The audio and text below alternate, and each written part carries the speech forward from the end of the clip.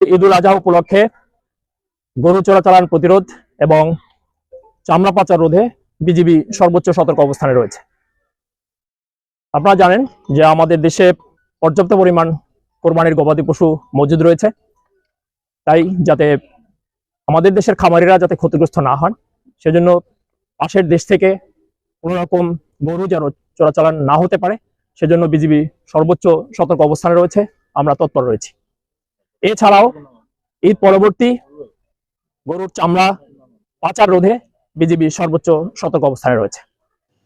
পবিত্র ঈদুল আজহা উপলক্ষে বেশ লম্বা ছুটি, এই সময়ে এদেশের জনগণ যাতে নির্বিঘ্নে নির্ভয়ে ঈদ উদযাপন করতে পারে সেজন্য সীমান্তের নিরাপত্তা বিধান এবং অভ্যন্তরীণ আইন শৃঙ্খলা রক্ষা সহ বিভিন্ন স্থানে ঈদের জামাতের নিরাপত্তা বিধানের বিজিবি।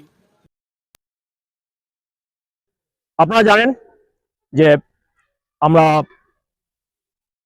পুশিং প্রতিরোধে আমরা সর্বোচ্চ সতর্ক রয়েছি। বর্ডারের টহল বৃদ্ধিকরণ এর সাথে সাথে আমাদের গোয়েন্দা নজরদারি বৃদ্ধি এবং স্থানীয় জনসাধারণকে সাথে নিয়ে আমরা সীমান্ত সুরক্ষা নিশ্চিত করেছি।